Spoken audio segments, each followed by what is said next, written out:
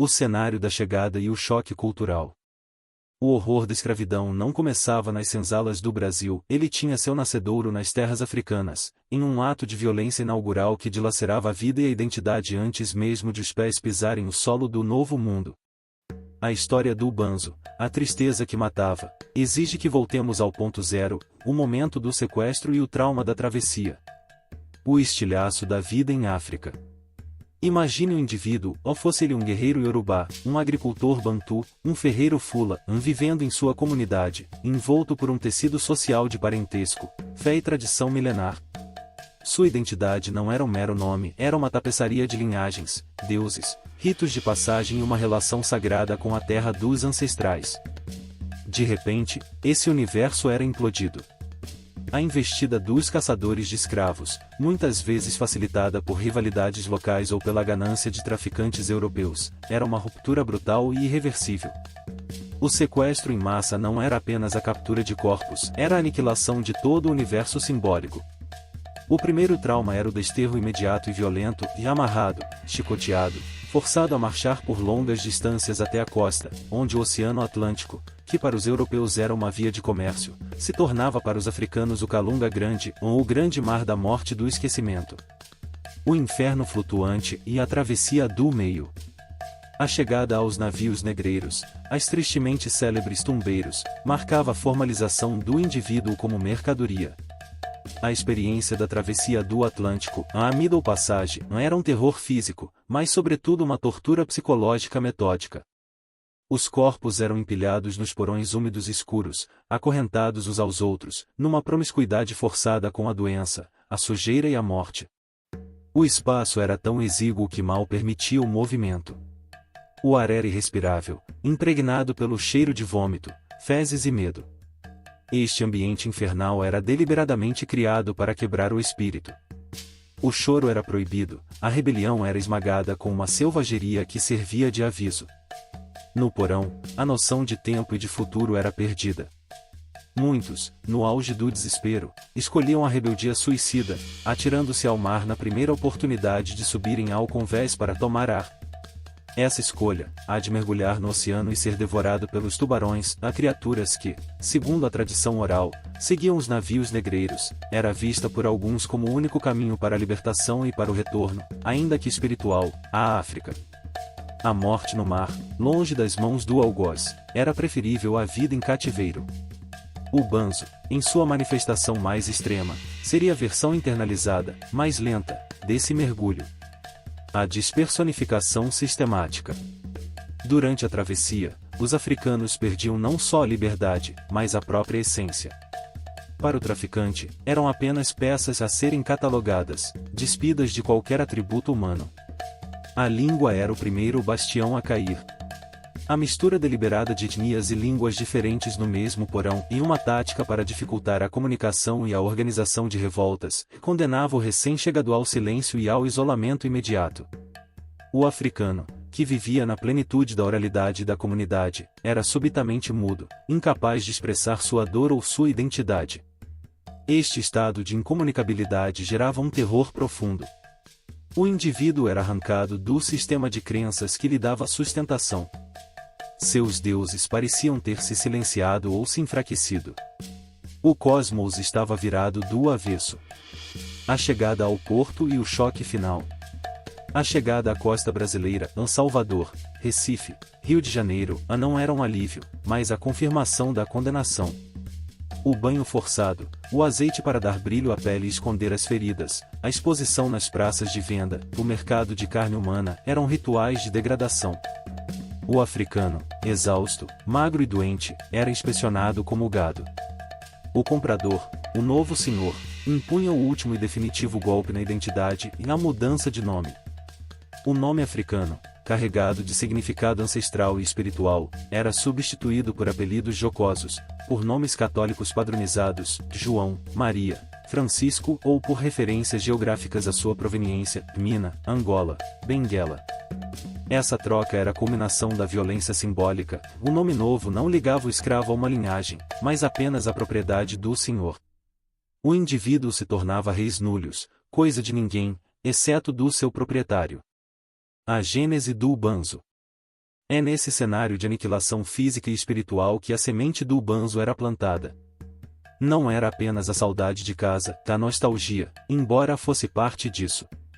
Era o colapso nervoso e existencial diante da constatação irremovível: a vida que existia antes daquele momento estava morta, e a vida que se iniciava era uma abominação. O escravo, agora um boçal, o recém-chegado, sem domínio da língua e das regras do cativeiro, ficava submerso em um ambiente de violência, estranheza climática, alimentar e social. Ele via seu corpo e sua força de trabalho apropriados, seus filhos nascidos nesse novo mundo condenados ao mesmo destino, e sentia a impossibilidade de retornar à sua terra. A perda da terra sagrada, a que ligava o indivíduo aos espíritos dos ancestrais, era talvez o mais grave dos traumas. Sem a terra, o elo com o mundo espiritual se rompia. O banzo é, portanto, o luto patológico por essa vida perdida, uma recusa profunda e subconsciente em aceitar a nova realidade. A mente, incapaz de processar a dimensão do horror, começava a se desligar, preparando o caminho para a desistência silenciosa que seria a marca desta doença da alma. O banravo, o primeiro estágio do banzo, era a completa alienação.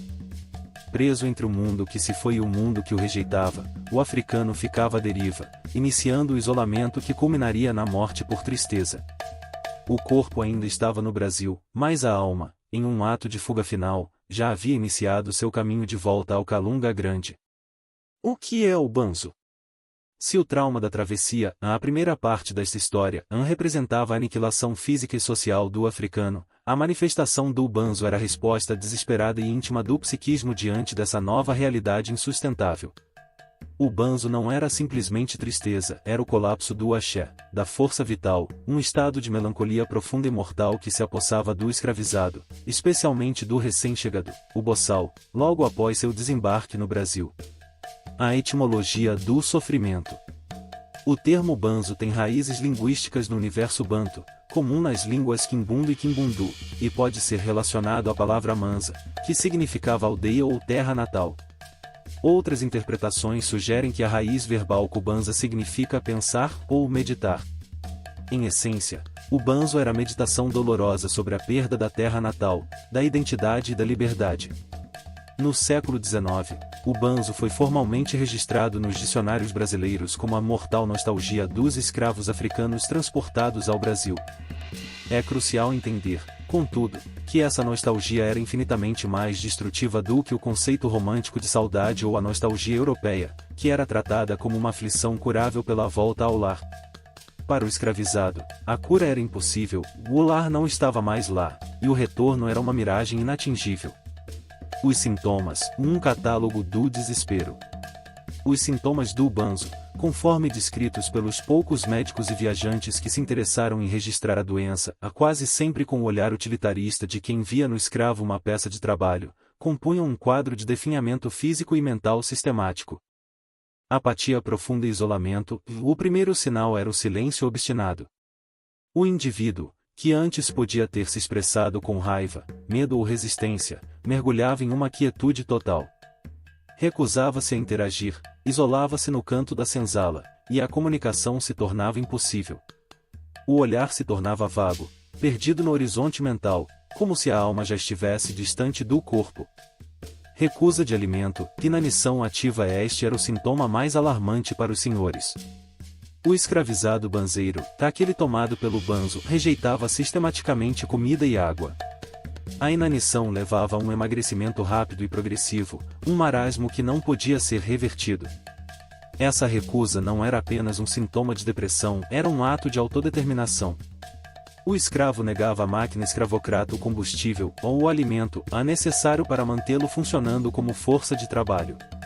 Lentidão extrema e indiferença, o corpo se movia com uma lentidão quase paralisante. Havia uma indiferença geral a tudo e aos castigos, às ameaças, à própria vida. O pulso, em muitos casos, ficava fraco e lento. O banzo neutralizava o medo da punição. Quem está dominado pela vontade de morrer não teme mais o chicote ou o tronco, subvertendo a lógica da violência escravocrata que dependia do medo para funcionar. Manifestações físicas, na intensa melancolia causava distúrbios físicos. Sonolência constante, soluços inexplicáveis, choro involuntário durante o sono e um definhamento que os médicos da época associavam à perda do humor corporal. O corpo, sem o desejo de viver, simplesmente começava a se desligar de suas funções vitais. O banzo versus a nostalgia europeia. Para os médicos intelectuais da metrópole, o banzo era frequentemente catalogado como nostalgia, dor do retorno, um diagnóstico que simplificava e universalizava o sofrimento, tornando-o curável. No entanto, a nostalgia europeia era o desejo de voltar a um lugar, o banzo era o luto pela perda irreparável de um mundo. Um camponês europeu que sentia nostalgia podia, em tese, voltar para sua aldeia. O africano no Brasil não tinha essa opção. Sua aldeia poderia ter sido destruída, sua família dispersa ou morta, e o retorno à África era proibido e, mesmo que alcançado, significaria enfrentar um continente transformado e o risco de ser novamente escravizado. O banzo era, portanto, uma condição psicopatológica racializada, ligada diretamente ao trauma da escravidão e do racismo. Enquanto a medicina colonial tentava enquadrá-lo em categorias conhecidas, a profundidade do sofrimento desafiava a compreensão. Era um sofrimento que nascia do luto sem fim. O vazio no eu. O psicanalista Freud, ao descrever a melancolia séculos depois, afirmaria que no luto normal, é o mundo que se torna pobre e vazio, mas na melancolia, é o próprio eu. O banzo se encaixa nessa descrição de forma assustadora. O escravizado tinha perdido seu objeto de amor, a África, a liberdade, o nome ancestral, de forma violenta e consciente. Mas, além disso, ele sofria um empobrecimento e um esvaziamento do próprio eu. O nome novo, o idioma estranho, a perda da cosmologia religiosa e a coisificação do corpo retiravam do escravizado a capacidade de se reconhecer como sujeito. O eu africano estava aniquilado, e o novo eu imposto pelo sistema escravocrata era a identidade de coisa-propriedade. A alma se recusava a habitar o corpo que havia se tornado a possessão de outrem. A morte por banzo, portanto, não era um mero adoecer, mas um ato terminal de negação existencial. Era o corpo se recusando a ser o recipiente da dor e da opressão, preferindo a anulação total à vida sem significado. A natureza desta doença era clara, e a escravidão era o vírus, e o banzo, o sintoma mais trágico da resistência da alma. O banzo como resistência silenciosa. O banzo, em sua manifestação mais devastadora, transcendeu a mera condição médica ou a simples tristeza individual. Na história da escravidão brasileira, ele se consolidou como uma das formas mais radicais, embora silenciosas, de resistência negra.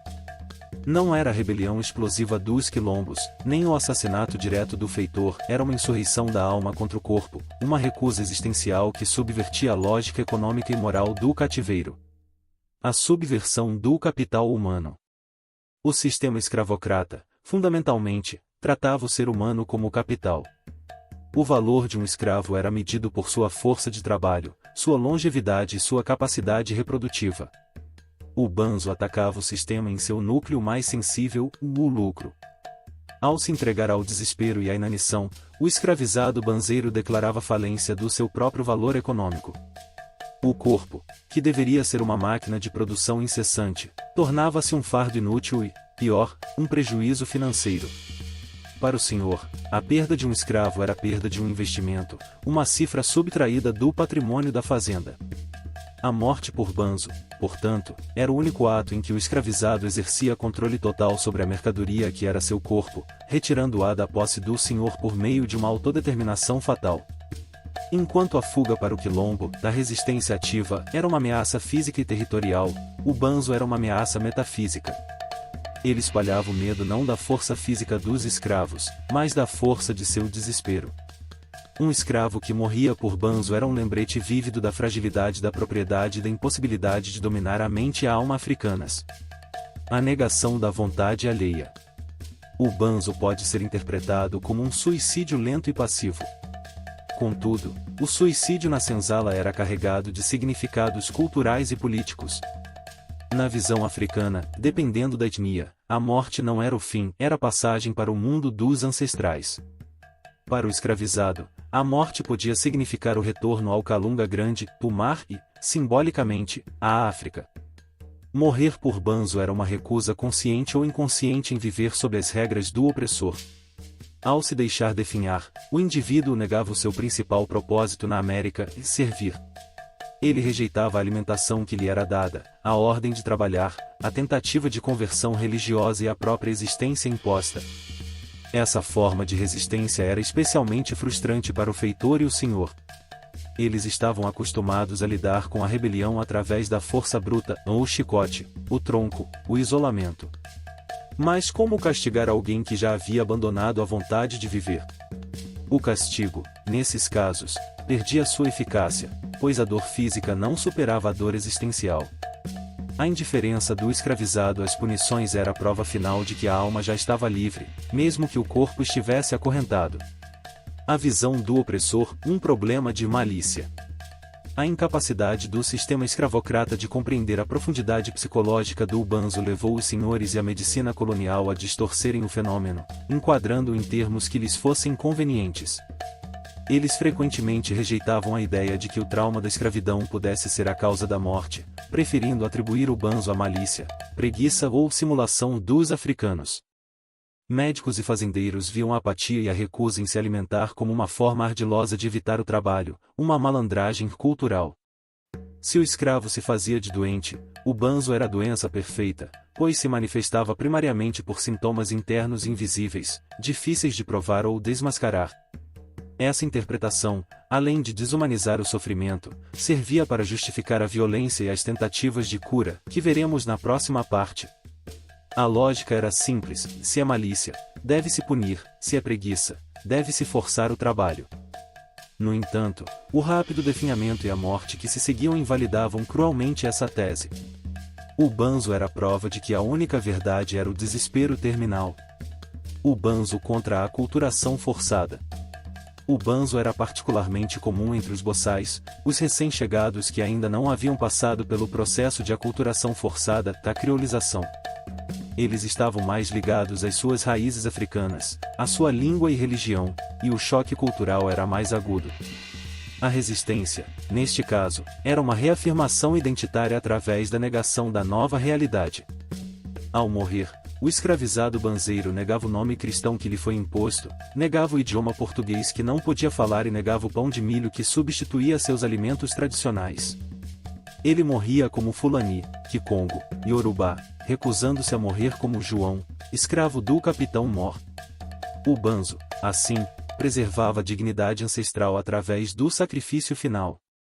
Essa resistência silenciosa teve um impacto sutil, mas real, na comunidade escravizada. A morte por banzo era um testemunho constante e trágico da violência do sistema. Servia como um luto coletivo e, ao mesmo tempo, como um mito de liberdade, a crença de que a alma, ao se despir do corpo aprisionado, retornaria à pátria-mãe. Isso fortalecia a coesão e o espírito dos que sobreviviam, lembrando-os da profundidade da dor e da necessidade contínua de lutar por qualquer forma de libertação, seja ela a fuga ou a manutenção da cultura. Em suma, o banzo foi um sintoma de desespero individual que se transformou em uma poderosa forma de resistência política. Foi o grito silenciado da alma africana, a recusa final em ser coisificada, provando que a escravidão podia prender o corpo e forçar o trabalho, mas jamais conseguiria escravizar o desejo de liberdade, mesmo que essa liberdade só pudesse ser alcançada através da morte. As tentativas fracassadas de cura. O banzo representava um dilema aterrador e financeiramente catastrófico para os senhores de engenho e fazendeiros. Não se tratava de uma doença previsível como a varíola ou a disenteria, que podiam ser tratadas com os parcos recursos médicos da época. O banzo era uma moléstia da alma, e o fato de seu tratamento fugir ao controle do feitor e do médico colonial apenas aumentava a frustração e a brutalidade das tentativas de intervenção. O desinteresse pela vida significava a morte de um ativo de alto custo, e o sistema precisava agir. A medicina colonial e a cegueira diagnóstica. A medicina praticada no Brasil colonial e imperial era, em grande parte, ineficaz e ideologicamente comprometida. Médicos e cirurgiões não eram treinados para reconhecer o trauma psicológico e a dor existencial. Eles operavam sob uma lógica utilitarista, vendo o corpo escravo primariamente como uma máquina. Quando confrontados com o banzeiro apático, emagrecendo rapidamente e recusando alimento, os diagnósticos eram confusos. A aflição era classificada como melancolia, nostalgia ou, no pior dos casos, como manifestação de má-fé ou malícia africana, uma tese que desumanizava o paciente para justificar o fracasso do tratamento. Muitos tentavam enquadrar o banzo em teorias humorais da época, associando-o a um desequilíbrio de fluidos corporais.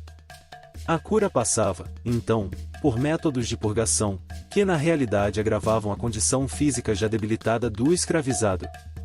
Purgantes violentos, para limpar o corpo e, metaforicamente, purgar a tristeza, eram administrados purgantes fortes, como o jalapa ou o tártaro emético.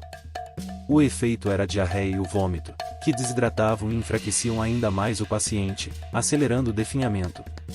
Sangrias, baseados na crença de que a doença era causada por um excesso de mau sangue, a sangria era um tratamento comum. Retirar sangue de um indivíduo já anêmico e à beira da inanição era, previsivelmente, um passo rápido em direção à morte. A tentativa de quebrar a vontade pela força. Quando os métodos médicos falhavam, os senhores recorriam à sua ferramenta mais familiar, a violência e o medo. A lógica era tentar reverter a apatia através do choque ou da dor intensa, na esperança de que o instinto de sobrevivência superasse o desejo de morrer. A alimentação forçada, gavagem e a recusa de alimento era o sintoma mais perigoso para o capital. Para evitar a inanição, os senhores frequentemente recorriam à alimentação forçada, muitas vezes de forma brutal. Usavam funis, abrindo a boca do escravo à força, e derramavam caldos grossos ou mingaus diretamente na garganta.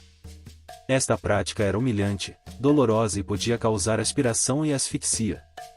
No entanto, mesmo que o corpo fosse forçado a receber alimento, o espírito continuava a rejeitar a vida, e a melancolia voltava assim que a vigilância cessava. Choque térmico e banhos violentos. Uma cura popular entre os feitores era o uso de choques térmicos, na crença de que uma reação física violenta despertaria o banzeiro do seu transe. Isso envolvia banhar o escravizado com baldes de água gelada ou fervente, dependendo da crueldade do feitor, ou arrastá-lo para um rio em pleno inverno. O objetivo era induzir um pânico que restaurasse a vontade de lutar, mas muitas vezes resultava apenas em pneumonia e morte mais rápida. Ameaça de punições bárbaras, tentativas de amedrontar o escravizado também eram comuns. O feitor ameaçava o banzeiro com o tronco, chibatadas ou o isolamento total. Contudo, a eficácia do medo dependia da vontade de viver. Um indivíduo em estágio avançado de banzo já havia feito sua escolha pela morte, e a dor física se tornava irrelevante. A indiferença do escravizado diante da ameaça de tortura era um dos aspectos mais enlouquecedores do banzo para os senhores, provando que a liberdade final da alma já havia sido alcançada. A busca pela reconexão, o único remédio subversivo.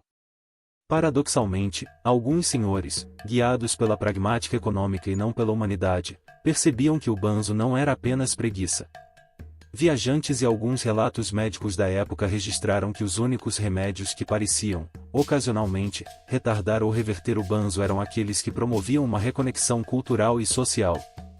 Comunidade e linguagem, em a chance de interagir com outros escravizados da mesma nação, falando a mesma língua, compartilhando a mesma cosmologia, era, por vezes, um bálsamo. O senhor que permitia a formação de pequenos grupos de mesma origem, ou que incentivava a presença de curandeiros ou mães de santo, embora isso fosse visto com desconfiança, estava, involuntariamente, proporcionando um resgate identitário. O trabalho forçado como distração, em alguns casos, o trabalho forçado e extenuante era prescrito, não como punição, mas como uma tentativa de distração. A intenção era manter a mente ocupada com o esforço físico, desviando-a do ciclo vicioso da melancolia. No entanto, o fracasso era a regra, pois a inanição física logo tornava o trabalho impossível. O retorno simbólico, em raríssimos e extremos casos, quando um escravo valioso estava à beira da morte por banzo, o senhor podia tentar uma última e desesperada medida e simular o retorno à África. Isso envolvia rituais simbólicos, por vezes com a ajuda de curandeiros, ou a promessa de alforria após a recuperação. Essas tentativas eram exceções que confirmavam a regra. O sistema reconhecia, em seu íntimo, que a causa da doença era o desterro, mas se recusava a oferecer o único tratamento real, na liberdade. A história das tentativas de cura do Ubanzo é um testemunho da cegueira e da crueldade do sistema escravocrata. O tratamento falhava miseravelmente porque atacava o sintoma, a recusa em comer, e não a causa, a perda da identidade e da liberdade. Ubanzo, em sua incurabilidade pelas mãos do opressor, se estabeleceu como um poderoso protesto final, e a alma africana, ferida de morte, demonstrava sua inegociável dignidade ao escolher a aniquilação total a submeter-se à posse alheia. O legado e a memória do Ubanzo. Ubanzo, a tragédia da alma que se recusava a viver sob o jugo da escravidão, não se encerrava com o último suspiro do escravizado. Seu impacto ressoou profundamente, deixando um legado indelével na historiografia da dor, na cultura popular e na compreensão da resistência negra. Esta parte final se dedica a refletir sobre a dimensão psicológica e espiritual do trauma e a importância do Ubanzo como testemunho silencioso do sofrimento e da dignidade humana. Ubanzo como testemunha da violência psicológica. O principal legado do Ubanzo reside no fato de ele ter exposto a natureza integralmente destrutiva da escravidão. Historicamente, a atenção se concentra nas violências físicas, o chicote, o tronco, o trabalho exaustivo. Ubanzo, contudo, revelou que o cativeiro era, acima de tudo, uma violência psicológica e existencial que matava a vontade de viver antes de matar o corpo. Ele prova que a alma e a psique africanas eram inseparáveis da liberdade e da identidade ancestral. Ao privar o indivíduo de sua língua, de seus deuses, de sua família e de sua terra, o sistema escravocrata atacava o eu em sua fundação. O Ubanzo foi o colapso nervoso da memória, o preço pago pela imposição de uma nova realidade insuportável. É um lembrete trágico de que o trauma da migração forçada e o luto contínuo eram, por si só, fatores de mortalidade. A permanência na cultura e na música. Embora o termo Ubanzo tenha diminuído de uso após a abolição, sendo substituído, em parte, por diagnósticos clínicos modernos de depressão severa e estresse pós-traumático, seu conceito permaneceu entranhado na cultura afro-brasileira.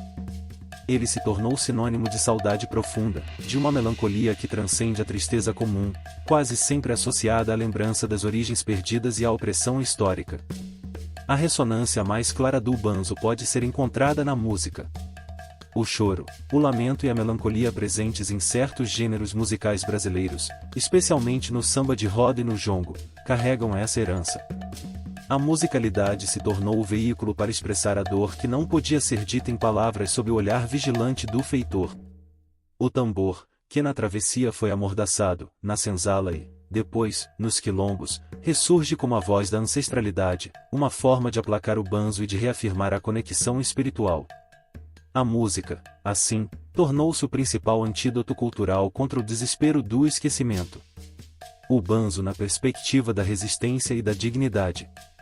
Hoje, a historiografia reinterpreta o Ubanzo não como uma fraqueza, mas como um ato de máxima dignidade. No universo da escravidão, onde a vida era desvalorizada e o corpo era mera ferramenta, escolher a própria morte era o único ato de autonomia total. Era a afirmação final de que a liberdade do espírito valia mais do que a posse do corpo.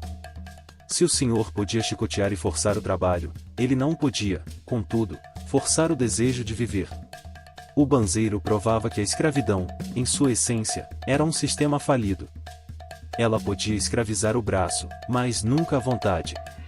Esta resistência passiva, silenciosa e devastadora, é um contraponto às formas ativas, como as fugas e as revoltas. O Ubanzo oferece uma perspectiva crucial, e a luta pela liberdade não se deu apenas nos campos de batalha ou nas fugas noturnas, mas também no campo minado da mente e da espiritualidade. A memória e a responsabilidade histórica. Ao evocar a história do Ubanzo, somos confrontados com a necessidade de olhar para além dos números e das estatísticas da escravidão, e fixar o olhar na experiência individual do trauma. O Ubanzo nos obriga a reconhecer a humanidade total e complexa daqueles que foram reduzidos à condição de mercadoria. Eles eram indivíduos com identidades ricas, laços profundos, e, acima de tudo, com uma capacidade de luto tão intensa que poderia ser fatal. A memória do Ubanzo é, portanto, um chamamento à responsabilidade histórica. É um convite para refletir sobre as formas atuais de trauma e opressão que continuam a afetar as populações negras, resgatando a dor ancestral do desterro e da violência psicológica. Ao dar voz a essa doença da alma, honramos a escolha final daqueles que preferiram o fim da vida ao fim da dignidade. O banzo foi a prova de que a escravidão não conseguiu esmagar o espírito por completo. Ele foi a última e mais comovente lágrima da África no Brasil, o desabafo final de um povo que, mesmo na morte, gritava pela liberdade de ser e de pertencer.